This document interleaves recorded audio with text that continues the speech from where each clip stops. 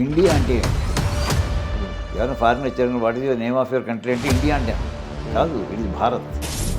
రామాయణ కాలంలో సేతు నిర్మాణాలు కొన్ని అద్భుతాలు వర్ణించారండి వాల్మీకి మహర్షి. 80 మైళ్ళు వెడల్పు, 800 మైళ్ళు పొడుగున్నటువంటి బ్రిడ్జిని 5 రోజుల్లో కట్టారు. Just 5 days. అది ఎక్కడ గట్టుమే కాదు, నీళ్లలో, మామూలు చిరుడు నీళ్ళు కాదు, మహాసముద్రంలో టైడల్ వేవ్స్ వచ్చే చోట కట్టినప్పుడు ఎటువంటి మెటీరియల్స్ వాడారు, మొదటి మెటీరియల్ ఏంటి. మనకి అందరూ కూడా ఏంటంటే చిన్న చిన్న గ్రానైట్ రాయిలో వీళ్ళు కట్ చేసేసి ఏమైనా పట్టుకొచ్చి బోధన పట్టుకొచ్చి రామని పట్టుకొచ్చి ఇచ్చేస్తే నలుగురు చేతిలో చేస్తే కాదండి. ఆ హార్డ్ డిస్టెన్స్ ఎంత వాడారండి, హస్తి మాత్ర అని ఏనుగు సైజు రాళ్ళండి. ఏనుగు సైజు రాళ్ళు. మమవా త్ర్యంబకస్యవా అన్నాడు. ఈ అస్త్రాలు నా దగ్గర ఉన్నాయి, లేకపోతే శివుడి దగ్గర ఉన్నాయి, అంతే, ఎవరి దగ్గర లేవన్నాడండి. ఇప్పుడు స్టీమ్ ఇంజన్, స్టీమ్ అనే పదం తీసుకుందామండి.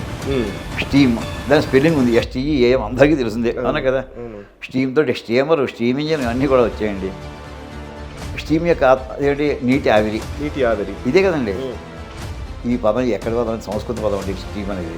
పాణిని రాసినటువంటి అష్టాధ్యాయులో ధాత్వంత పాఠావళిలో స్టీమ ఆర్ధీకరణే. మనదైన పదాన్ని మనది కాదనుకునే పెద్ద భ్రాంతిలో ఉన్నామండి మనం. చాలా నేలమే పడకుండా చూడు. ఇంకా ఎందుకని ప్రశ్న టైం లేదు అక్కడ, సూర్యాస్తం అయిపోతుంది. ఇంకా వెంటనే బాణంతో పైకి ఎగరేశాడు. నువ్వు అలా పైకి ఉండిట్లో చెయ్యి అన్నాడు. ఆ తలకాయని బంతాడిని దూరంగా బాణంతో బంతాడుతున్నట్టుగా పైకి అలా తలకాయ కొడుతూనే ఉన్నాడు. బాణంతో అది నేలమే పడిపోకుండా కొడుతున్నాడు. ఎంతసేపు కొట్టాలని అడిగాడు.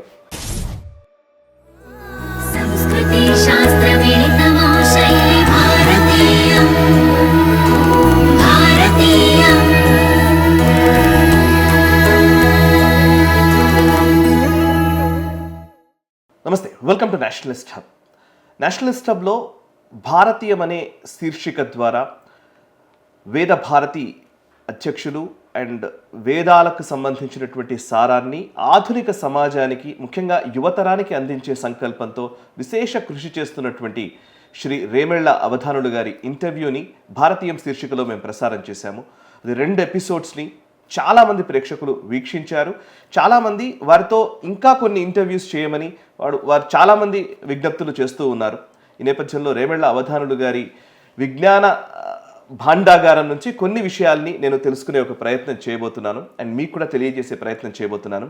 ఇప్పుడు 3వ ఎపిసోడ్ రేమెళ్ళ అవధానులు గారితో మనం చేయబోతున్నాము. ఇందులో చాలా కీలకమైనటువంటి అంశాలు, ముఖ్యంగా భారతీయ విజ్ఞానాన్ని భావితరాలకు అందించాలనే సంకల్పంతో మోదీ ప్రభుత్వము మినిస్ట్రీ ఆఫ్ ఎడ్యుకేషన్ ద్వారా ఒక డిపార్ట్మెంట్ని వారు నెలకొల్పడం జరిగింది. అందులో IKS అంటారు, ఇండియన్ నాలెడ్జ్ సిస్టమ్స్ని మనము తెలుసుకోవడము అండ్ తెలియజేయడము, దీనికి సంబంధించి ఒక విశేష కృషి జరుగుతోంది. ఈ ఇండియన్ నాలెడ్జ్ సిస్టమ్ని భావితరాలకు అందించే కార్యక్రమంలో మినిస్ట్రీ ఆఫ్ ఎడ్యుకేషన్ నుంచి అనేక విభాగాల్లో arts and literature, agriculture, basic sciences, engineering, technology, architecture, management, economics, ఇట్లా అనేక విభాగాల్లో మన భారతీయ విజ్ఞానానికి సంబంధించి పరిశోధనలు చేయడము, ఆ భారతీయ విజ్ఞానానికి ఈ పర్టికులర్ మోడర్న్ సైన్స్ లేదా మోడర్న్ సమాజానికి తగ్గట్టుగా వాటిని అన్వయించి నెక్స్ట్ జనరేషన్స్కి అందించే ఒక ప్రయత్నం జరుగుతోంది.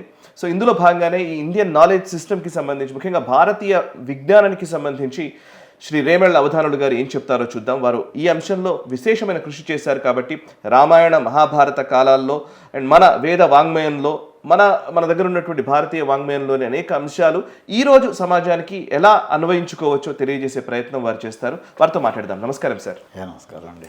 నిజంగా చాలా ఆనందంగా ఉంది. మీ 2 ఎపిసోడ్స్ మీతో నేను చేసినటువంటి ఆ ఇంటర్వ్యూస్ చాలామంది చూశారు, చాలామంది ఫోన్స్ చేశారు, ఎంతోమంది మెయిల్స్ రాశారు. ముఖ్యంగా విదేశాల్లో స్థిరపడ్డ వాళ్ళు చాలామంది కూడా ఈ నాలెడ్జ్ సిస్టమ్ మనం నెక్స్ట్ జనరేషన్స్కి అందించాలి, ఇది ఒక సిరీస్ లాగా చేస్తే బాగుంటుందని వాళ్ళు అనేక విజ్ఞప్తులు చేశారు. మా విజ్ఞప్తుల్ని మన్నించి మళ్ళీ ఇంకో అవకాశం ఇచ్చినందుకు ముందుగా ధన్యవాదాలు సార్. ఇది పరమేశ్వరుని యొక్క అనుగ్రహంతో జరుగుతున్నటువంటి కార్యక్రమం అండి ఇది సార్. అంచేత ఏది చెప్పినా ఆయన యొక్క ప్రేరేపణతోటి, ఆయన స్ఫురణతోటే జరుగుతోంది ఈ కార్యక్రమం అంతా కూడా. ఏది చదువుకున్నామో గురుముఖత, గురువుల యొక్క కటాక్షంతో సంపూర్ణమైనటువంటి ఆ విజ్ఞానంతో కూడా సమాజానికి అది అందించవలసిన బాధ్యతగా తీసుకుంటూ ఇందులో మేము చేస్తున్నాము. దీనికి ఒక గొప్ప కొటేషన్ దొరికిందండి. మా గురువు గారు ఆచార్య పుల్లెల శ్రీరామచంద్రుడు గారు ఏ పుస్తకం రాసినా చివరిని ఒక వాక్యం రాసేవారు. త్వదీయం వస్తు గోవింద తుభ్యమేవ సమర్పయే హే పరమాత్మ, నీ వస్తువును మళ్ళీ నీకే సమర్పిస్తున్నానయ్యా. ఇది ఆఖరి వాక్యం అండి వారు ప్రతి పుస్తకంలో ఒకటి రాస్తూ. చివరిని ఈ పుస్తకం రాయడానికి కర్త ఎవరు? సామాన్యంగా నేను ఎవరెవరికి కృతజ్ఞత చెప్పుకోవాలి అంటే అక్కడ తల్లిదండ్రులకి, ఆచార్యుడికి, దైవానికి, ఈ ముగ్గురికి కృతజ్ఞత చేసి వాళ్ళు వాళ్ళ కర్తలు, నేను కాదు, నేను వాళ్ళ చేతిలో చిన్న పెన్ను లాంటి వాడిని అంటూ వాళ్ళు వాక్యం చెబుతుండేవారు. అదే మేము కూడా ఆ భావాన్ని స్వీకరించుకొని దాంతో మీ అన్ని కార్యక్రమాలకు మేము తప్పకుండా ఇప్పుడు పార్టిసిపేట్ చేస్తూ ఉంటాం. థ్యాంక్ యూ చేసి మాకు అవకాశం మీరు ఇస్తున్నారు ప్రపంచానికి అందించడానికి.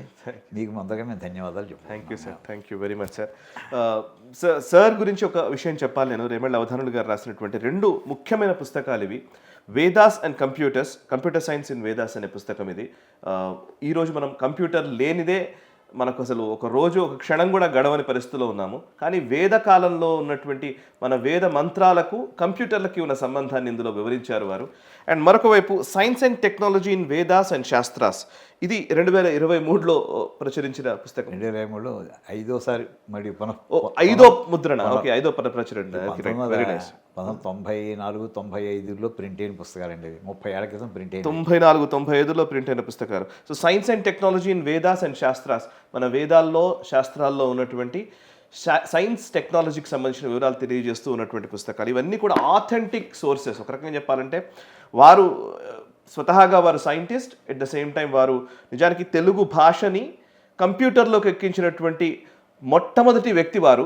వారి ఆ తొలితరం అంటే 1976లో 50 ఏళ్ల క్రితం వారు కంప్యూటర్లోకి తెలుగుని తీసుకొచ్చినటువంటి వ్యక్తి.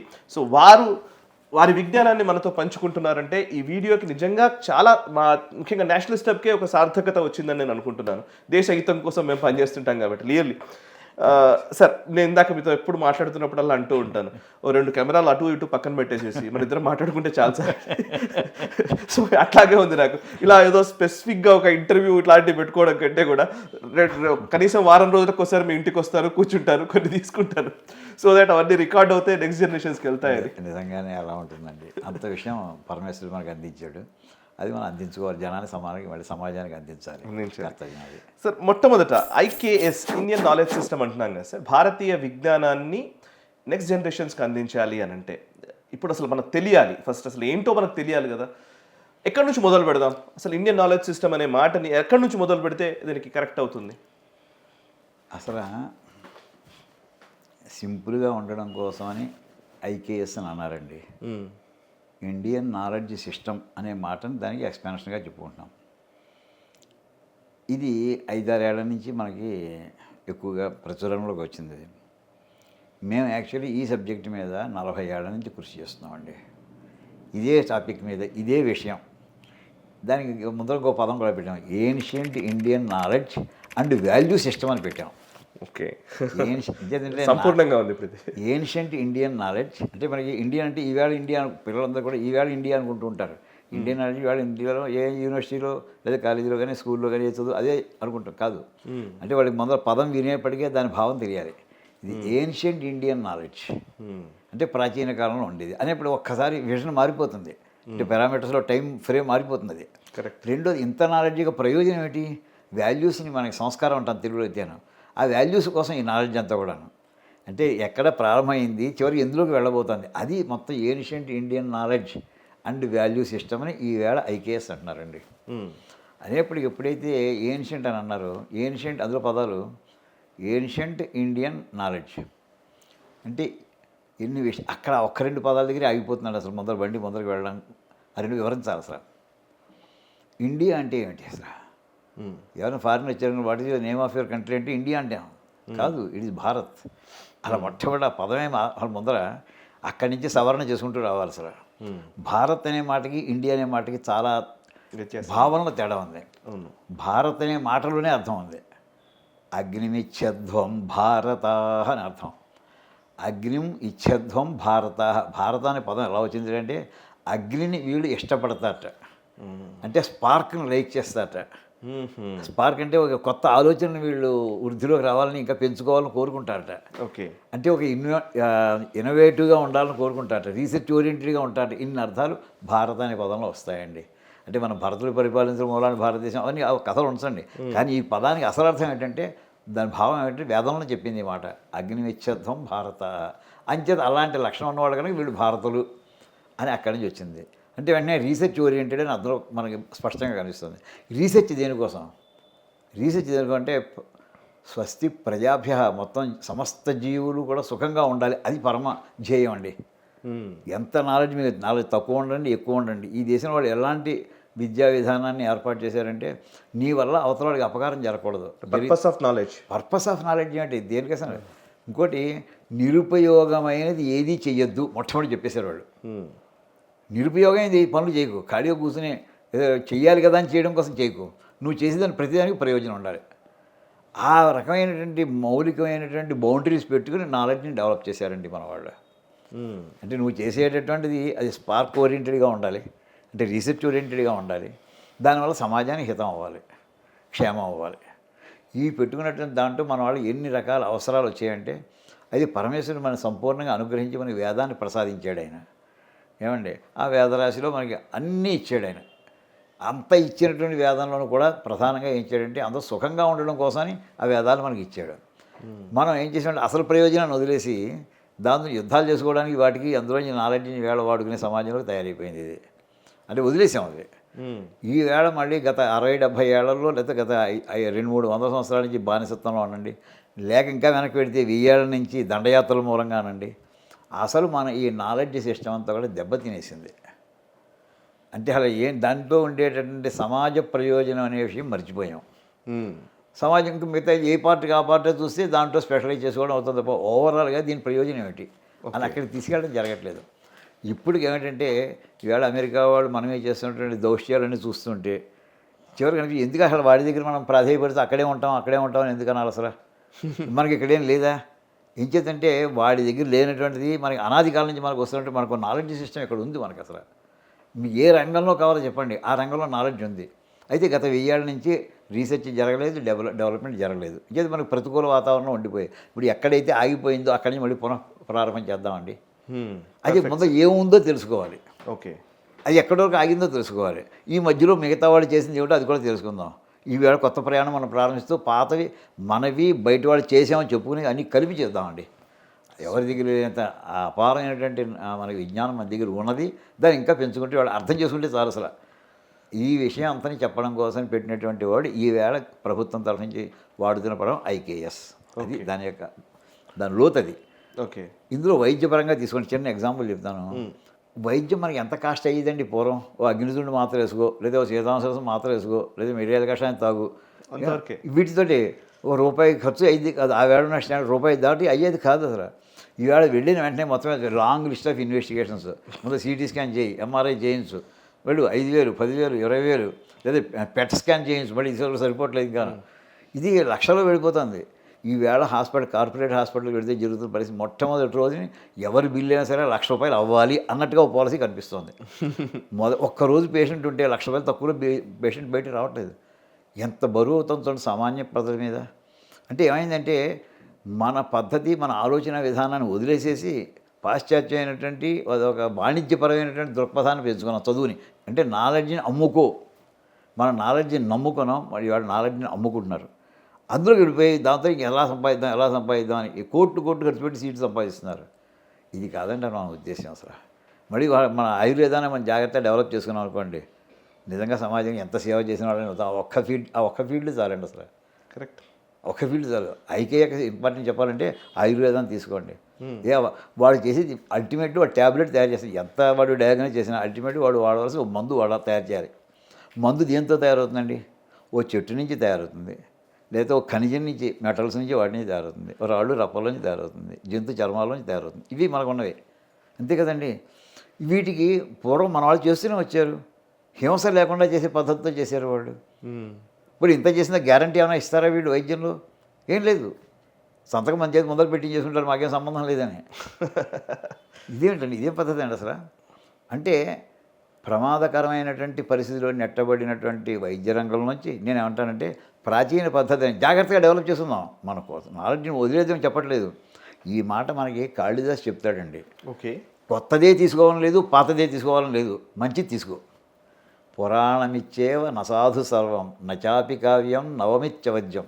ఆయనకి వచ్చిన పరిస్థితి ఏమిటంటే కాళిదాస్ మహాకవికి ఆ వేళకి వ్యాస భారతం, వాల్మీకి రామాయణం వచ్చింది, వ్యాస భారతం వచ్చింది. ఇంకో పుస్తకం, మూడో పుస్తకం అవసరం ఏంటి అసలు సమాజంలో? అవునా? కాళిదాస్ పుస్తకాలు ఎవరు ముట్టుకొని ఇవ్వకుండా చేసి సమాజం ఉందిటండి ఆ వేళ. ఓహో. ఆయన బెంగెట్టుకున్నాడు తన పుస్తకాలు ఎవరు చదివిట్లే లేదని. ఆయన చేతి ఏమన్నాడంటే పురాణం ఇచ్చేవ నసా, పాతదే కదా అంత గొప్పదనుకోకు, ఏమి కొత్తది కదా అంత చెడ్డదని అనుకోకు. సంతః, అక్కడ గొప్ప మాట వాడాడు, సంతః పరీక్ష అన్యతరత్ భజంతే. సత్పురుషులు అయినటువంటి వాళ్ళు, తెలివైనటువంటి వాళ్ళు, అన్బయాసులు విపరీతే రెండూ చూసి అన్యతరత్ భజంతి, ఏదో ఏది బాగుందో తీసుకుంటారు. ఓకే. అంటే బ్యాలెన్స్డ్ అప్రోచ్తో వెళ్ళండి అది చెప్పడానికి అని ఆయన చెప్పుకుని రఘువంశంలో ప్రారంభ శ్లోకాల్లో అది వస్తుందండి. అసలు నేనేమంటానంటే పాతది మన దగ్గర ఉన్నది, కొత్తది చూసే మన దగ్గర ఉంది. ఈ రెండింటిలో ఏది మనకి సౌకర్యం ఉంటుందో భవిష్యత్తు నిర్మాణం చేద్దాం. పర్ఫెక్ట్ సార్, నిజంగా పర్ఫెక్ట్ అప్రోచ్ ఇది కూడా. ఇది ఐకేఎస్ యొక్క పరమ తాత్పర్యం. ఇది ఇండియన్ నాలెడ్జ్ సిస్టమ్ అనేది మేము అనుకునేటటువంటి భావం. అది దానికి దారి తీసుకెళ్ళాలి. అయితే అలాగే మనకి పాతది రావాలి కొత్తది రావాలన్నప్పుడు పాతదంటూ కొత్త మాటలు ఏమైనా ఉన్నాయా? అది మన గుళ్ళో అంటే పాతదంటే వేదాలు, వేదాలంటే మంత్రాలు, మంత్రాలంటే మనకి ఇవ్వాలని భావన ఏమిటంటే ఏదో గుళ్ళో పూజలకి, లేదా ఓ ఉపనయనానికో, ఓ వివాహానికో, లేదా ఎవరైనా పోయినప్పుడు వీటికే మంత్రాలు ఉంటాయనే భావం. లేదా యజ్ఞాలు, యాగాలు, దేవతలు వాళ్ళు కనిపించేవాళ్ళు కాదు, ఇలాంటి వాటికి సంబంధించి తప్ప ఈ లోకానికి సంబంధించి అందులో ఏమీ ఉన్నట్టుగా మేము అనుకోవట్లేదు అనే భావన ఏర్పడిపోయింది. కాదయ్యా, అందులో నీ ఫిజిక్స్ ఉందయ్యా, మ్యాథమెటిక్స్ ఉందయ్యా, కెమిస్ట్రీ ఉందయ్యా, స్పేస్ సైన్స్ ఉందయ్యా, మెడిసిన్ ఉందయ్యా, కంప్యూటర్ సైన్స్ ఉందయ్యా, ఆర్టిఫిషియల్ ఇంటెలిజెన్స్ ఉందయ్యా. నీకు ఏం కావాలో చెప్పు, వెతుకుదాం. అందులో మనకి తెలియనంత మాత్రం అందులో లేదని అనుకోకు. నీకు తెలియకపోవచ్చు, తెలియకపోతే అది లేదని అనుకో. నాకు తెలియదని చెప్తుండు. ఓకే, అది అదే తెలుసున్నటువంటి వాళ్ళని ఆశ్రయిద్దాం, పండితులను ఆశ్రయిద్దాం. వాళ్ళకి సంపూర్ణంగా తెలియదు, వాళ్ళు ఒక యాంగిల్లోనే చూసి ఉండొచ్చు. వాళ్ళ విద్యా విధానం అలా ఉండేది. వాళ్ళని కాస్త ప్రార్థించి అయ్యా దీనికి రెండో అర్థం చెప్పచ్చా, మీ పదాలకి అడ్డం కాకుండా దీన్ని చెప్పచ్చా. వాళ్ళు అన్బయాస్గా చెప్తారు. చిన్న ఎగ్జాంపుల్ చెప్తానండి. కొన్ని పదాలు ఈవేళ మనం మోస్ట్ సైంటిఫిక్ అనుకునేటటువంటి కాలంలో అది కాదయ్యా బాబు ఏన్షియంట్ వర్డ్ అయ్యా అని చెప్తుందండి మన లిటరేచర్. చిన్న ఎగ్జాంపుల్, ఇప్పుడు స్టీమ్ ఇంజన్, స్టీమ్ అనే పదం తీసుకుందామండి. స్టీమ్ దాని స్పెల్లింగ్ ఉంది, STEAM, అందరికీ తెలిసిందే అవునా కదా. స్టీమ్ తోటి స్టీమర్, స్టీమ్ ఇంజన్ ఇవన్నీ కూడా వచ్చాయండి. స్టీమ్ యొక్క అదేంటి నీటి ఆవిరి, ఇదే కదండి. ఈ పదం ఎక్కడ పదం? సంస్కృత పదం అండి స్టీమ్ అనేది. పాణిని రాసినటువంటి అష్టాధ్యాయులో ధాత్వర్థ పాఠావళిలో స్టీమ ఆర్ద్రీకరణే. ఓకే, స్టీమ అనేటటువంటిది నీటి ఆవిరి సందర్భంలో వాడాలి అని రాసేటండి ఆయన. మీరు ఇప్పుడు కొత్తగా మీరు సాధించేది ఏమిటి చెప్పండి ఒకసారి. ఆ పదం ఇది కాదు, ఇంగ్లీష్ భాష కాదు అది, ఆ సంస్కృత పదం అది. అర్థం అదే పదంతో.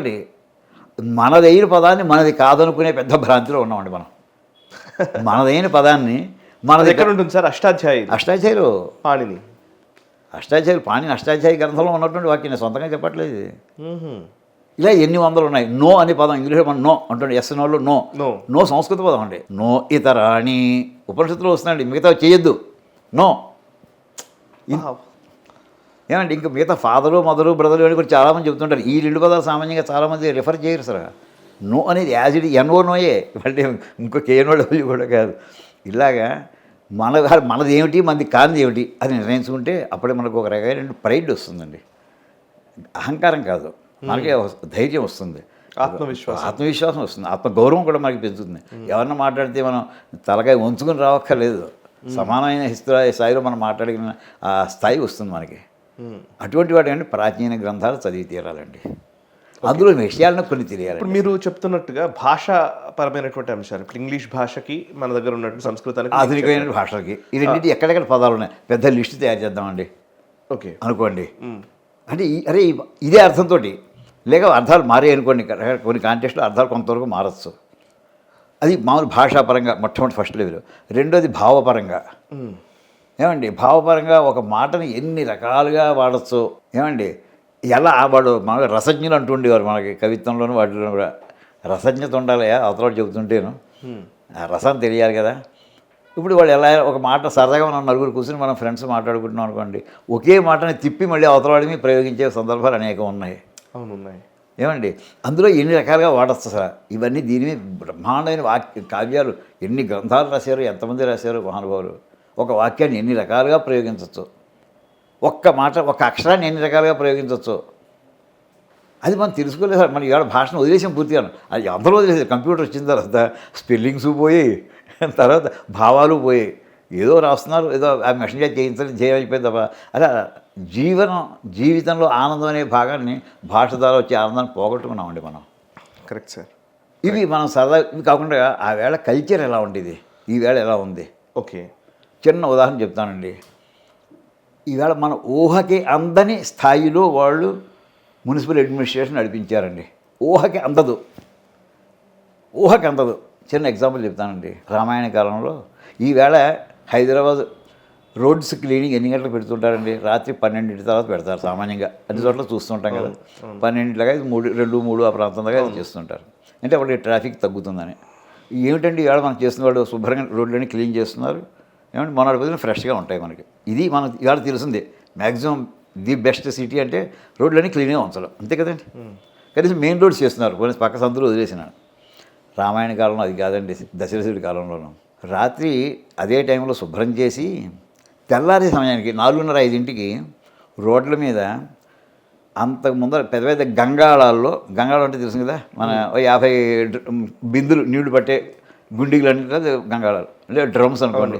అందులో నీళ్లు పోసి ఆ నీళ్లలో మల్లె మొగ్గలు, గులాబీ పూలు అవన్నీ వేసి ఉంచి 2-3 రోజులు ఉంటే మంచి వాసన వస్తుందండి. రోడ్డు మీద, మెయిన్ రోడ్డు మీద ఆ పువ్వుల నీళ్లు జల్లుతూ ఉండేవాటండి రోజు. అప్పుడప్పుడు కాదు, ఫంక్షన్స్ టైంలో కాదు. రోడ్డు క్లీనింగ్ అంటే ఏంటంటే అది వేస్తేనే రోడ్స్ క్లీన్ అయినట్టు లెక్కటండి. ఓకే, సువాసన వచ్చేలాగా రోడ్డు పెడుతుంటే హాయిగా ఉందా ఈ రోడ్డు పెడుతుంటే అని అనిపించాలట పథికులకి, వెళ్ళేవాళ్ళు ప్యాసింజర్స్కి.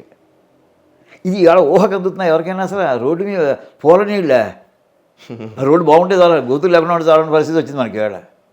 అంటే మున్సిపల్ అడ్మినిస్ట్రేషన్ యొక్క స్టేచర్ ఏ స్థాయిలో అంటే ఒక ఆలోచన వస్తే అదృష్టం బాగుండి మన ధన సంపద వచ్చింది అనుకోండి దేశానికి, వెళ్ళిపోతుంది. అది మనం తీసుకురాకూడదనే ఉంది. అవును, ఇలాంటి ఒక ఇంటి పూర్వం చేశారు అంటే కనీస స్థాయికి మనం వెళ్ళాలని ఒక మనకి ఇండికేషన్ వస్తుంది. అవును, ఏళ్ళ కావచ్చు, ఇంకో 100 ఏళ్ళు కావచ్చు, లేకపోతే అవ్వకపోవచ్చు కూడా, ఏదైనా కావచ్చు. కానీ ఇన్ఫర్మేషన్ పనికి పాస్ ఆన్ చేయాలి కదా. ఇది వాళ్ళ స్థాయి ఆఫ్ అడ్మినిస్ట్రేషన్ అంటే, మున్సిపల్ అడ్మినిస్ట్రేషన్ అంటేను. రెండోది, ప్రతి పోలీస్ స్టేషన్లోనూ ఎలర్ట్గా ఉండేవారు, ఫుల్ ఎక్విప్మెంట్ ఉండేది అండి. ఇవాళ పోలీస్ స్టేషన్లో ఎప్పుడు తుప్పట్టినటువంటి మీకు పాత తుపాకీలు ఎట్టు కూర్చుంటే వాడు అవతల 50 మందిని 100 మందిని ఏక క్షణంలో కాల్ చేసి వాడికి వస్తున్నాయి. మనకి ఎప్పుడో పాత పెట్టు కూర్చుంటాం, ఎప్పటికి అప్డేట్ చేస్తాం అసలు మామూలు ఇవన్నీ. ఇలాంటి విషయాలన్నీ కాడ ఎన్నో వస్తున్నాయండి. ఓకే ఓకే, ఇవన్నీ మీకు అడ్మినిస్ట్రేషన్లో పాత ఎందుకు చదవాలి అంటే ముందర అసలు మనకి ఎలా ఉండాలో, ఎలా ఉండేవారో తెలిస్తే, అవును, ఎలా ఉండొచ్చో మనం ప్లాన్ చేసుకోవడానికి ముందర అసలు కరెక్ట్. భాషాపరంగా చెబుతున్నాను, ఏమండి సమాజపరంగా చెబుతున్నాను అసలు, ఏమండి. సరే, అయితే మీరు అన్న దాంట్లో అంటే కొంచెం పర్ఫెక్షన్ ఎప్పుడైతే వెల్త్ ఉంటుందో, సంపద ఉన్నప్పుడు కొన్ని విషయాల్లో పర్ఫెక్షన్ రావడానికి, క్రియేటివిటీ రావడానికి ఉపయోగపడుతుంది అని అంటారు. గతంలో ఇప్పుడు ఈవెన్ మన దగ్గర ఉన్నటువంటి ఆలయాలు, ఎంత అద్భుతమైనటువంటి కళాఖండాలు అక్కడ ఉంటాయి కదా, ఖజురాహో దగ్గర నుంచి బృహదీశ్వర ఆలయం దగ్గర నుంచి ఇవన్నీ కనబడుతుంటాయి కదా. అప్పుడు ఎంతో కొంత వెల్త్ ఉంది, మన దగ్గర సంపద ఉంది, ఐశ్వర్యం ఉంది, సో మనం చేయగలిగాము. కానీ ఇప్పుడు అంతా కూడా అది లేదు కాబట్టి అది పోయింది అనే ఒక అభిప్రాయం ఉంది. రెండోది, అసలు పర్ఫెక్షన్ విషయంలో మన దగ్గర ఒక గోడ కట్టాలంటే పర్ఫెక్ట్గా కట్టడం అనే కాన్సెప్ట్ నుంచి మనం ఎప్పుడో దూరం అయిపోయాం. అంటే ఏదైనా సరే, ఒక ఆలయం కట్టాలన్నా, ఒకటి ఇంకోటి చేయాలన్నా అని ఏదో మమ అనిపించే పరిస్థితులకు వచ్చాం. అసలు యాక్చువల్లీ కన్స్ట్రక్షన్ విషయంలో, ఇన్ఫ్రాస్ట్రక్చర్ డెవలప్మెంట్ విషయంలో మన పూర్వీకుల దృక్పథం ఎలా ఉండేది? అందరూ ఈ రామసేతు గురించి ఎక్కువ మాట్లాడుతూ ఉంటారు, మ్యాన్ మేడ్ బ్రిడ్జ్ అని వాడతాం. అదేనా, ఇంకేమైనా ఉన్నాయా? దాంట్లో అయినా సరే పర్ఫెక్షన్ విషయంలో ఎట్లాంటి క్లారిటీ ఉండేది? సరే, మీరు రామాయణం గురించి అన్నారు కనుక ఈవేళ ఉన్నటువంటి రామాయణ ప్రదేశం రామేశ్వరం గురించి చెప్తాను, సేతు గురించి, నిర్మాణం గురించి చెప్తాను. 2-3 పాయింట్లు చెప్తాను. పెర్ఫెక్షన్ అనేది, మీరు రామేశ్వరం గుడిలోకి వెళితే ఒక్కొక్క వరండాలో ప్రతి స్తంభం దగ్గర పక్కనే గుర్రాలు ఏవో పెట్టినట్టుగా ఇలా ఏటవాలుగా మనకి ఉంటాయండి. మీరు ఒక చోట ఎండ్ పాయింట్లో నుంచుంటే అవతల ఎండ్ దాకా కూడా ఎంత మిల్లీమీటర్ డీవియేషన్ లేకుండా ఒకే లైన్లో వచ్చేది కట్టాడండి. చేతితో కట్టినటువంటి బ్రిక్స్తో కట్టింది కాదు, స్టోన్స్, మాసివ్ స్టోన్స్. కరెక్ట్. ఏమండి, అది పెట్టేవాడు కొంచెం అటు జరగడానికి వీలు లేకుండా ఎక్కడ సిమెంట్ వాడలేదు, రాయి నుంచోబెట్టి కట్టారండి. ఏ స్థాయి పెర్ఫెక్షన్ వాళ్ళు తీసుకొచ్చారండి. అలాగే మేము బృహదీశ్వరాలయం మీద పైన 200 టన్స్ బరువు ఉండేటటువంటి స్టోన్ని అక్కడి నుంచి వాళ్ళు దొల్లించుకుంటూ పైకి వెళ్ళారని ఏనుగుల చేత తోయించుకుంటున్నారు. అది కట్టేప్పుడు సుమారు 1000 ఏళ్ళు, దాన్ని 1100 సంవత్సరాలు 1200 సంవత్సరాలు చెప్తూ ఉంటారు. ఏమండి అది 1 ఇంచు జరగలేదు, కింద బిల్డింగ్ పడిపోలేదు. అవునా కదా, అంటే వాళ్ళు పెర్ఫెక్షన్ స్టాండర్డ్స్. మధ్య కట్టిన బ్రిడ్జ్లు కూలిపోతున్నాయి, కడుతూ ఉండగానే పడిపోతున్నాయి, కట్టిన తర్వాత పడిపోతున్నాయి, అన్ని రకాల దారుణాలు చూస్తున్నాం మనండి. ఇది ఈవేళ కన్స్ట్రక్షన్ మిడివల్ పీరియడ్స్లో జరిగినటువంటి దేవాలయ నిర్మాణం అండి. రామాయణ కాలంలో సేతు నిర్మాణాలు కొన్ని అద్భుతాలు వర్ణించారండి వాల్మీకి మహర్షి. నలుడి ముందర మనకి వీళ్ళందరికీ అంటే మనం ఈ టెక్నాలజీ చీఫ్ ఇంజనీర్ అనుకుందామండి, సివిల్ చీఫ్ ఇంజనీర్ సేతు నిర్మాణానికి. ఈవేళ మామూలుగా ఓ బేగంపేటలో ఫ్లైఓవర్ కట్టాలి, లేదా ఎక్కడో ఫ్లైఓవర్ కట్టాలి. ఎంత చూడండి, ఫ్లైఓవర్ లెంగ్త్ ఎంత అండి? సుమారు 2 కిలోమీటర్స్ 3 కిలోమీటర్స్ అనుకుందాం. ఏమండి, ఒక పివి నరసింహారావు ఫ్లైఓవర్స్ మాత్రమే మనకి ఎయిర్పోర్ట్కి వెళ్ళేది 30 కిలోమీటర్ 20 కిలోమీటర్ దాటి ఉంది ఏకంగా, రకరకాల బెండ్స్ తోటి ఉంది. మ్యాక్సిమం 2-3 కిలోమీటర్స్ దాటి ఫ్లైఓవర్స్ మామూలుగా కట్టరు. వెడల్పు ఎంత అండి? ఇది 40 అడుగులు 60 అడుగులు ఉంటుంది సుమారుగా.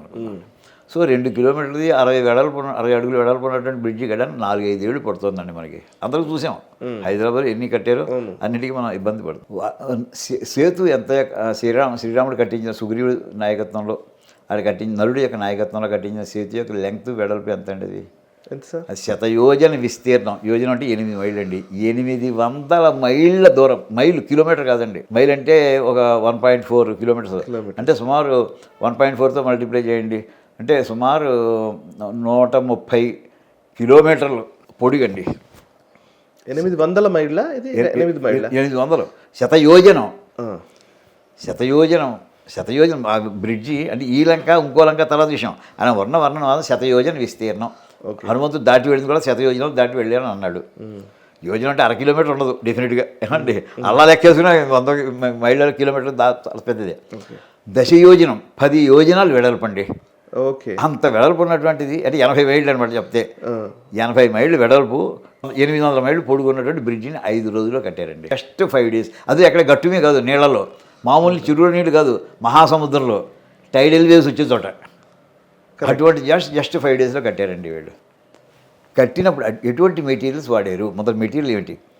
మనకి అందరూ కూడా ఏంటంటే చిన్న చిన్న గ్రానైట్ రాయిలో వీళ్ళు కట్ చేసేసి ఏమైనా పట్టుకొచ్చి భుజమే పట్టుకొచ్చి రామని పట్టుకొచ్చి ఇచ్చేస్తే నలుడి చేతిలో చేస్తే ఇది చెప్పారు. కాదండి. ఆయన ఏం చేసేటంటే ఎప్పుడు ఈ సముద్రుడు వచ్చి శ్రీరాముడు 3 రోజులు ఉపవాసం చేశాడు కదా, సముద్రం సేతు కట్టుకోవాలి. 10 రోజులు హాలిడేస్ డిక్లేర్ చేశారు సార్. ఈ 10 రోజులు ఎక్కడెక్కడ నీళ్ల మీద తేలేటటువంటి వస్తువులు ఉన్నాయి అన్నీ పట్టరండి అని చెప్పి ఫ్లోటింగ్ మెటీరియల్ అంటే అరటి బోధులు, చెట్లు, కొమ్మలు ఇవన్నీ నీళ్ళలో తేలుతాయి. ఏమండి, తాళ్ళు, తడపలు, ఇలాంటి మొత్తం ఇన్ని లక్షల కోట్ల వానర సైన్యం ఎక్కడెక్కడ ప్రపంచంలోనే అన్నీ పట్టుకొచ్చి 10 రోజులు ఏర్పాటు చేశారండి. మొట్టమొదటి ఒక భాగం అది. రాళ్ళు పట్టుకొచ్చారు.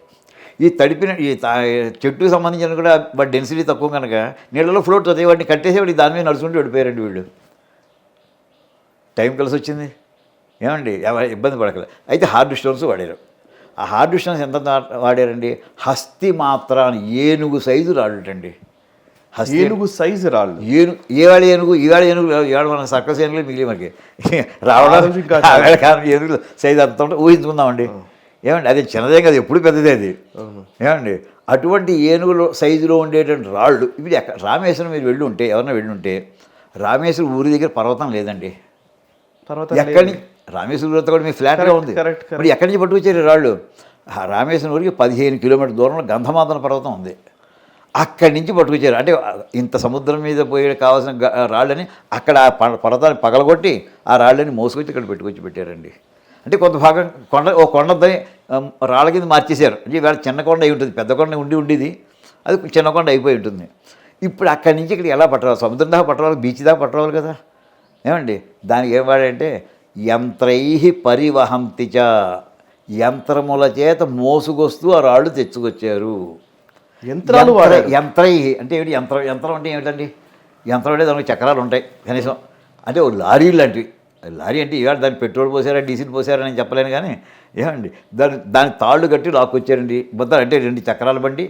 దాన్ని అంటే మనకి హెవీ వెహికల్స్ అని మనం అనుకుంటే చెప్తాం. అలాంటి మనకి మారుతి కారు పట్టడానికి 20 టైర్లు ఉన్నటువంటి వెహికల్స్ మనకు కనిపిస్తుంటుంది సార్. అలాంటి బళ్ళు తయారు చేసుకుని ఆ బళ్ళ మీద రాళ్ళని పట్టుకొచ్చేటండి సేతు దాకా. ఎక్కడి దాకాను ఈవేళ కట్టేసిన దాన్ని ఇంకా దాటి ముందరకు వెళ్ళాలి. మీరు సముద్ర బీచ్ దగ్గర వదిలేసేస్తారు ఆడ అక్కడికి ఎవరు పట్టుకెడతారు? అంత మొయ్యలేకనే కదా వాడు బళ్ళు మీద పట్టుకొచ్చింది. అంచేది అక్కడి నుంచి ఈ బండి ఎలా వెళ్ళిపోవాలంటే సముద్రంలో వీళ్ళు రాళ్ళని అక్కడ అన్లోడ్ చేయాలి. ఎటువంటి వాటి మీద? నీళ్ళ మీద తేలే వస్తువుల మీద కట్టే మీద దేని మీద తేలేటటువంటి బండి అయి ఉండాలి. అది ఇంత బరువులు మోసే బరువు అయి ఉండాలి. అవునా కదా? కరెక్ట్. అక్కడికి వెళ్ళింది మళ్ళీ రేపు మొన్నటి పొద్దున 16 కిలోమీటర్లు అంతా కట్టాడు అనుకోండి, 14 ఎల్లుండి పొద్దునకి 30 కిలోమీటర్ల దూరం దాకా ఈ బండి వెళ్ళిపోవాలి. అవును. 5 డేస్లో కట్టేశారండి. అయితే కట్టిన బ్రిడ్జ్ ఎలా కట్టారు తెలుసునండి? మరి ఎలా పెడుతున్నాయో రాళ్ళు వేసేస్తే దానికంటే ఈవేళ ఏ టెక్నిక్స్ వాడుతున్నారో ఆ టెక్నిక్స్ వాడినట్టుగా వాల్మీకి రామాయణంలో ఉందండి. ఏమిటి టెక్నిక్స్ ఏమిటి? మొట్టమొదట ఓపెన్ ఏరియా అండి. ఈవేళ మనకి 20 ఫ్లోర్స్ 30 ఫ్లోర్స్ బిల్డింగ్స్ హైదరాబాద్లో బోల్డ్ అని వచ్చేస్తున్నాయి.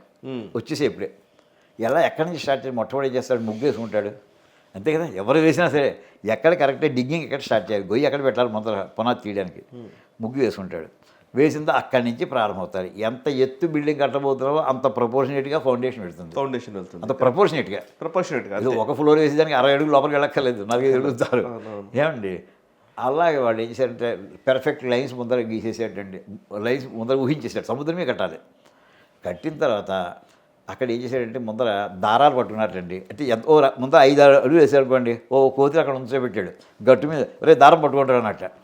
ఈ తర్వాత వచ్చి వేసి రాళ్ళన్నీ కూడా ఈ దారం వెంబడే వేసుకుంటూ వెళ్ళాలండి.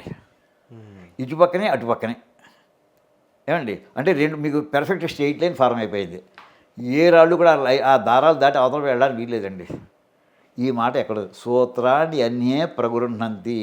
సూత్రములు కొంతమంది పట్టుకున్నారు. సూత్రం అంటే దారం అండి. అవును. ఏమండి? పర్ఫెక్ట్. సో మీకు స్ట్రెయిట్ లైన్ ఫార్మ్ అయిపోయింది. స్ట్రెయిట్ లైన్లో ఫార్మ్ అయిన తర్వాత అయితే అందులో ఏమని అడగచ్చు? లేదు ఎగుడు దిగుడు ఉండొచ్చు కదా, లైన్లోనే వేస్తున్నాడు కదా, ఇలా ఇలా ఇలా ఉండొచ్చు కదా ఎత్తు. లేదుటండి, ఒకటి మళ్ళీ గట్టు మీద నుంచోబెట్టాడండి. వాడి చేతి కరెక్ట్ చేయట, ఒరే నువ్వు లెవెలింగ్ చూడరా అన్నట్ట. దండాన్యన్యే ప్రగుణం. ఈవేళ మనకి లెవెల్ ఇన్స్ట్రుమెంట్స్ వాడుతుంటారు. మెయిన్ రోడ్ మీద వేయాలన్నారు. అదే మనకి హైవే మీద ఇప్పుడు మనకి వాజ్పేయి ఇచ్చినటువంటి ఇప్పుడు గ్రాండ్ ట్రంక్ రోడ్స్ అనేవి ఏవైతే ఉన్నాయో లెవెలింగ్ పెర్ఫెక్ట్గా ఉంటుంది. మనకి నీళ్ళు వస్తే ఓ పక్కన ఇలా విడిపోయి ఇట్లా అందరూ పెట్టారు కదా. ఇవన్నీ చూసేటటువంటి టెక్నిక్స్ తోటి దండం కర్ర కూర్చొని కొంతమంది నుంచోబెట్టేట.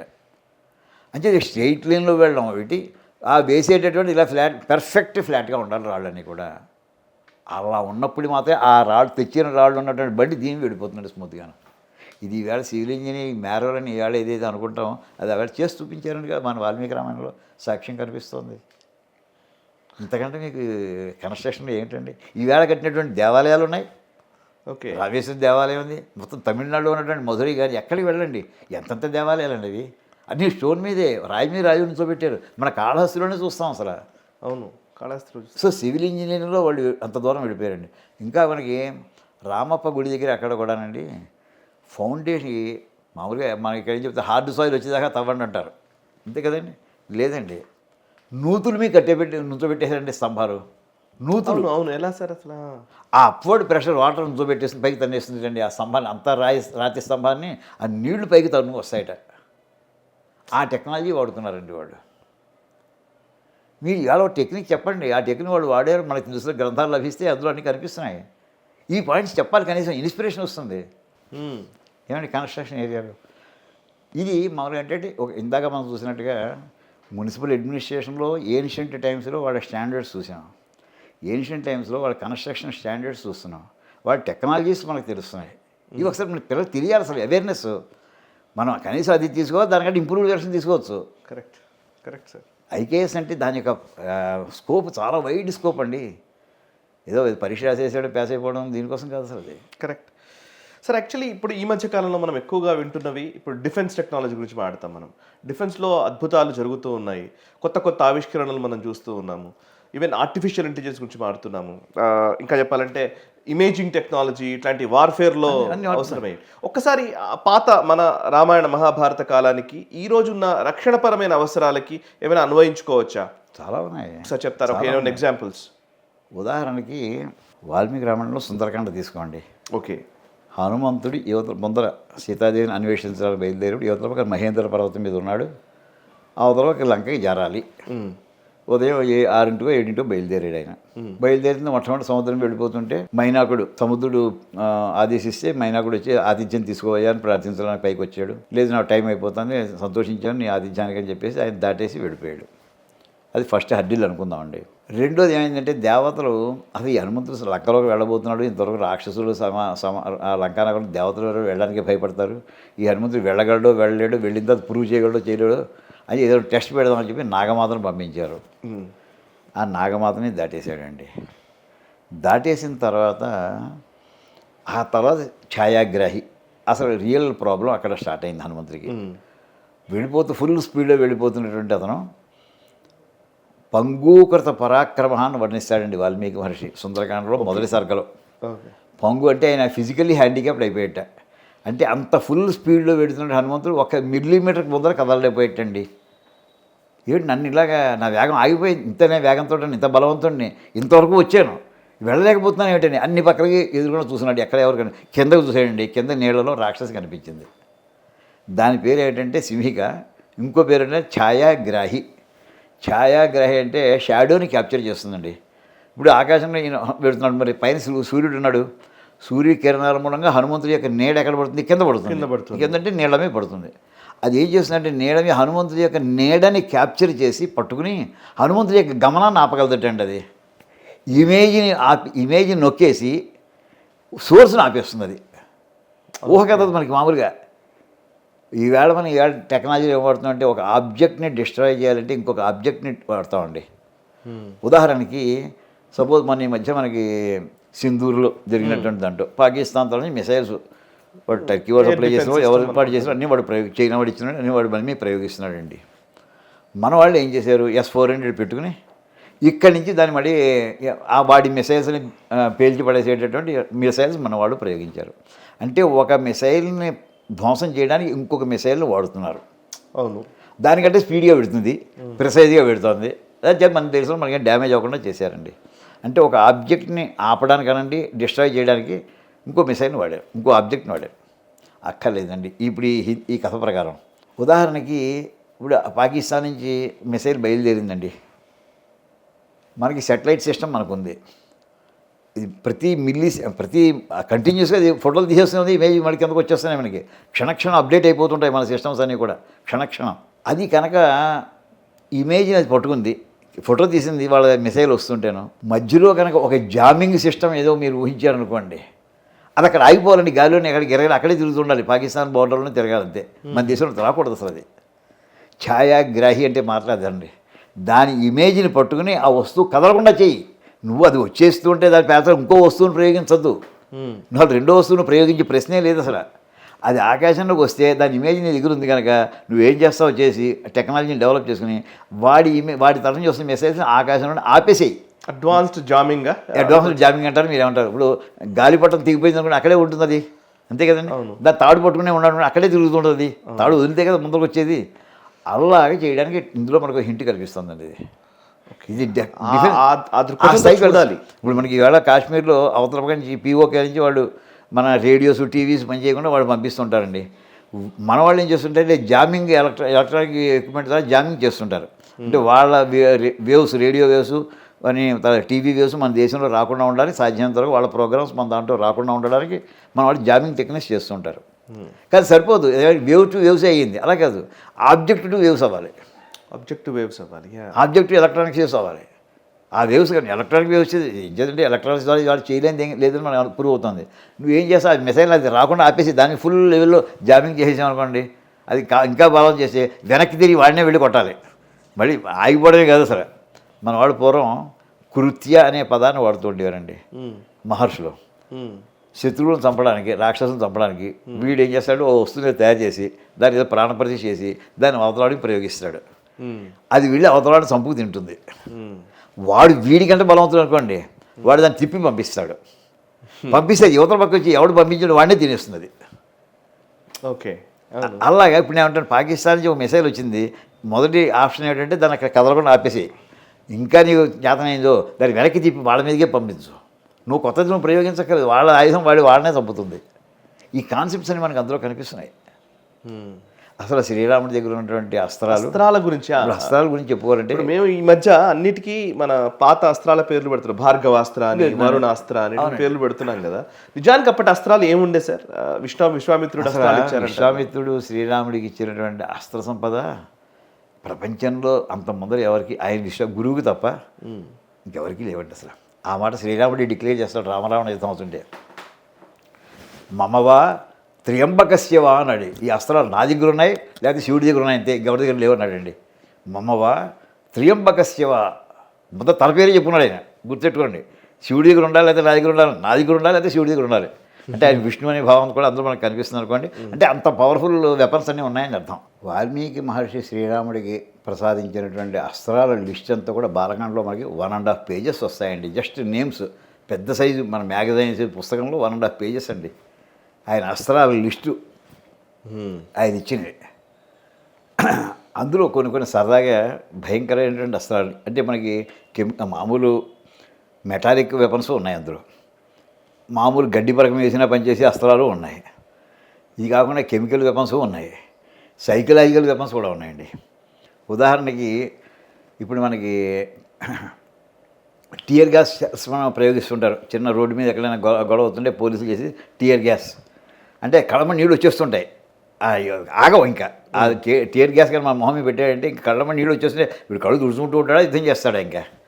అలాంటి అస్త్రాలు ఉన్నాయటండి. ఇంకోటి రెండో రకం స్వాపనం, విపరీతమైన స్వెట్టింగ్ వచ్చేస్తుంటండి. స్వెట్టింగ్, ఆ స్వెట్టింగ్ అంటే ఇంకా తడిసిపోయి ముద్దయిపోతుంటాడు అవతల శత్రుడు. వాడు ఒళ్ళంతా తడిసిపోతుంటే వాడికి ఎంత చిరాగా ఉంటుందండి. యుద్ధం చేసేవాడికి ఫ్రెష్గా ఉండాలని ఉంటుంది. ఎంత కాదన్నాను, రక్తం కారుతున్నా ఈ చెమటతో తడిసిపోవాలని కూడా రక్తంతో తరాలు కోరుకుంటారు వాళ్ళు. అలాంటి అస్త్రాలు ఉన్నాయండి. ఇది అక్కడ మదనం, ఇది చాలా, ఇది మనకు వల్గర్గా అనిపిస్తుంది, కానీ ఆయన ఉన్నటువంటి ఇది శత్రు సైనికుడు ఈయన అస్త్రాన్ని ప్రయోగిస్తే యుద్ధం చేద్దామని వచ్చినటువంటి ఆ మహాయోధుడికి అవతల పక్క శత్రువుడికి అప్పుడు వాడి కామ వికారాలు బయలుదేరుతాయటండి. ఓహో, వాడికి అక్కడ ఏమిటంటే డిస్ట్రాక్షన్ ఇది.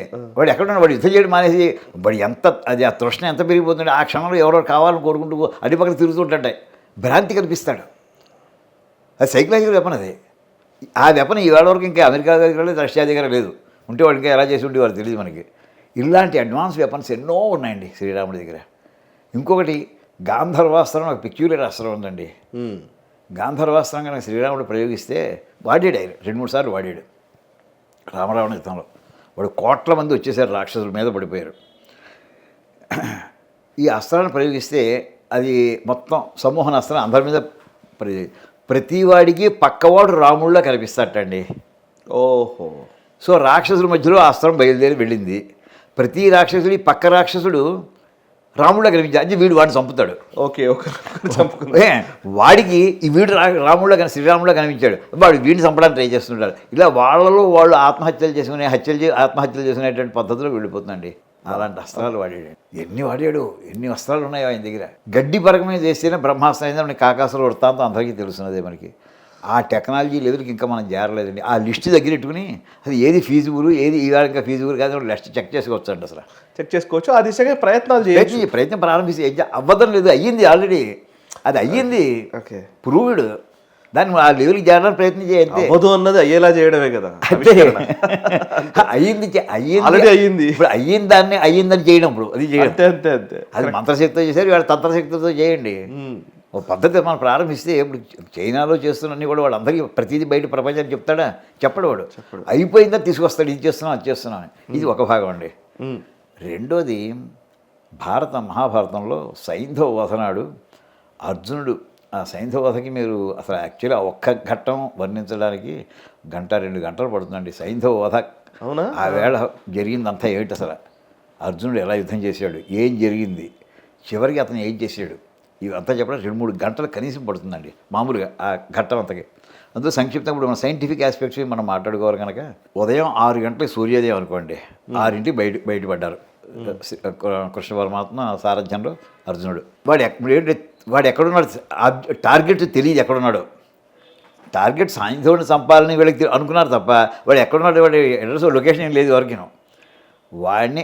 వాడు బయలుదేరిన పాయింట్ నుంచి 64 కిలోమీటర్ల తర్వాత ఉన్న ఒక కొండ గుహలో దచ్చాడండి. 64 కిలోమీటర్ల దూరానికి మొత్తం ఆగాడు 7 అక్షౌహిణి సైన్యాన్ని అడ్డం పెట్టేశాడు. ద్రోణాచార్యుడు. ఒక వ్యూహం కాదు, పద్మవ్యూహం. మొన్న ముందు గజ 10,000 ఏనుగులు అడ్డం పెట్టేసేట. తర్వాత శకట వ్యూహం, దాని తర్వాత సూచీ వ్యూహం, దాని తర్వాత పద్మవ్యూహం, దాని తర్వాత ఇంకో వ్యూహం, దాని తర్వాత మళ్ళీ పద్మవ్యూహం. 2 పద్మవ్యూహాలు వేసాడండి ఒకేసారి. వేసి ఆ తర్వాత ఎక్కడో ఇంకో 7 మహారథులు అందరూ ఒక చోట పెట్టాడు. వాళ్ళ వెనకాల ఆ కొండ దగ్గర అక్కడ వాడిని దాక్కోమన్నాడు వాడిని. సైంధవుడిని. ఏమండి, ఈ స్థితిలో వీడు సాయంకాలం 5:30కి సూర్యాస్తమయం అనుకోండి, 5:15 దాకా ఇతను యుద్ధం చేశాడండి. ఏమండి, వాడు కనిపించలేదు. అప్పుడే కౌరవులకి ఆనందం వచ్చేస్తుంది. అర్జునుడికి హేళనగా, అర్జున అయిపోయింది, ఈ పని అయిపోయింది, నువ్వు అగ్నిలో ఆహుతవుతున్నావు కదా, సూర్యాస్తమయం లోపుగా సైంధవుడిని వధించలేకపోతే అయిపోయింది, నీ గాంధీవాడిని పక్కన పడేసి అగ్ని నేను సిద్ధం చేస్తానులే, నువ్వు వచ్చి దూకం. అందరూ ప్రారంభించారండి 5:15కి. ఇతను కూడా ఒక రకంగా బాధలో పడిపోయాడు, డిప్రెషన్కి వెళ్ళిపోయాడు అర్జునుడు. ఇంకొక 10 నిమిషాల టైం ఉంది. ఇంతట్లో ఏం చేశాడు కృష్ణ పరమాత్మ, ఆయన తన మాయతోటి అక్కడ సూర్యాస్తమయం అయినట్టుగా చేశాడు. ఇది అందరికి తెలిసిన కథ. అవును, తెలిసిన కథ. తర్వాత బయటకు ఇది ఎంత అయిందంటే మనం 5:20 అనుకుందామండి. 5:25కి డార్క్నెస్ వచ్చేసిందండి. ఏమండి, డార్క్నెస్ వచ్చేసేవాడికి వెంటనే అందరూ ఇంకా కేరిస్తారు. సైంధుడు కొండ గుహలోంచి బయటకు వచ్చేసి తలకాయ పైకైతే, అర్జున నేను ఇక్కడే ఉన్నాను, నన్ను చంపుకోలేదు, నువ్వు చంపలేకపోయి నువ్వు చావు ఇప్పుడు అని క్రూడ్ పదాలు ఇవన్నీ కూడా వల్గర్ పదాలు, కానీ అలాంటి భాషలోనే మాట్లాడేవాడు, భయంకరమైన పదాలతో మాట్లాడాడు. నిజంగా అంత బాధపడిపోయి ఉండగా, అస్త్ర సన్యాసం చేసేసిన స్థితిలో ఉండగా వాడు కనిపించాడు కదా, నేను ఇక్కడే ఉన్నాను చెప్తాను కదా. మళ్ళీ ఆయన వెంటనే ఆయన తన మాయతోటి సూర్యాస్తమయం కాస్త మళ్ళీ తీసేసాడు. సూర్యుడు ప్రజ్వరంగా కనిపిస్తాడు. అది వేసే అర్జునం వేసే వాడు తలగా వేసేయమన్నాడు. వాడు కనిపించాడు, లొకేషన్ తెలిసినప్పుడు. ఏమండి, వాడు తల పైకి ఆ టైంలో ఇది మళ్ళీ వాడు దాక్కున్నాడు. దాక్కుని పారిపోకుండా ఇతను బస్తా కొట్టేశాడు. తలకాయ పడిపోకుండా అక్కడ జరిగిందండి. వెంటనే కృష్ణ పరమాత్మ మళ్ళీ అతను వార్నింగ్ ఇచ్చాడు అర్జునుడికి, ఆ తల నేల మీద పడకుండా చూడు, బాణం వేసి కొట్టే తల నేల మీద పడకుండా పైకి ఎడుతుంది, అది తల నేల మీద పడకుండా చూడు. ఇంకా ఎందుకని ప్రశ్న టైం లేదు అక్కడ, సూర్యాస్తమయం అయిపోతుంది. ఇంకా వెంటనే బాణంతో పైకి ఎగరేశాడు. నువ్వు అలా పైకే ఉండిట్లో చెయ్యి అన్నాడు. ఆ తలకాయని బంతాడిన దూరంగా బాణంతో బంతాడుతున్నట్టుగా పైకి అలా తలకాయ కొడుతూనే ఉన్నాడు. బాణంతో అది నేల మీద పడిపోవడం కొడుతున్నాడు. ఎంతసేపు కొట్టాలని అడిగాడు. ఇప్పుడు నీ పాశుపత అస్త్రాన్ని ప్రయోగించు. ఏమండి, ఏమని చెప్తా అంటే ఇది వాళ్ళ నాన్న చేతిలో పడాలని నువ్వు అనుకుని సంకల్పం చేసి వదిలిపెట్టి అన్నాడు. వదిలిపెట్టి వాళ్ళ నాన్న ఎక్కడ ఉన్నాడో అర్జునుడికి తెలుసునా? తెలియదు. ఎంత దూరంలో ఉన్నాడో తెలుసునా? తెలియదు. సైంధవుడి తండ్రి ఏం చేస్తున్నాడో తెలుసునా? తెలియదు. ఎంత దూరంలో ఉన్నాడో తెలియదు. ఎక్కడున్నాడో తెలియదు. ఏం చేస్తున్నాడో తెలియదు. ఏమండి, ఇప్పుడు ఈ బాధ్యత ఎవరిది?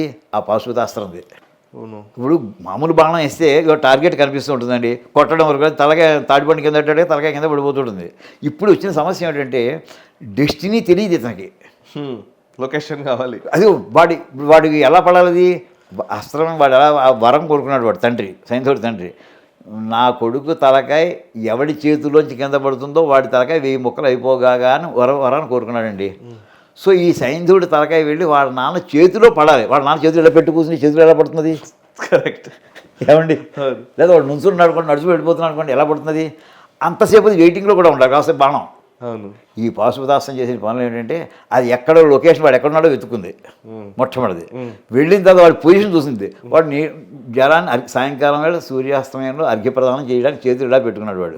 అప్పుడు పడింది. అప్పుడు చేతులు పడాలి. మళ్ళీ వాడు అగ్గి వేసేసిన వాడు తీసేస్తాడు వెనక్కి.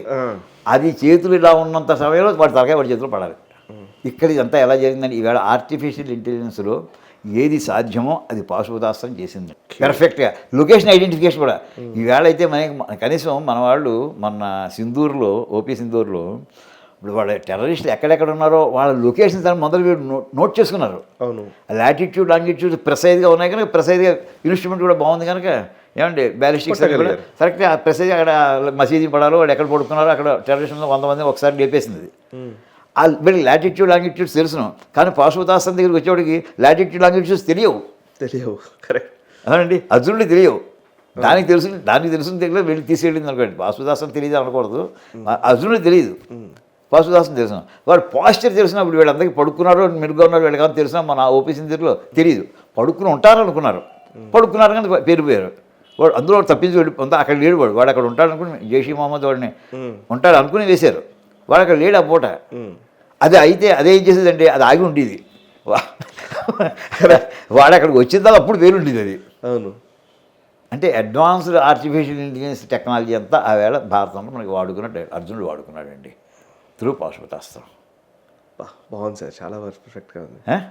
అవును, ఇంతకంటే మరి అవును. ఇప్పుడు మనం ఏదైనా అడిగితే కూడా ఒక 100 వెబ్సైట్స్ని ఆర్టిఫిషియల్ ఇంటెలిజెన్స్ తీసుకొని దాని నుంచి కరెక్ట్గా ఏది ఆన్సరో అది రెఫరెన్స్ తీసుకొని మనకు కావాల్సింది ఇస్తుంది కదా. అంతే.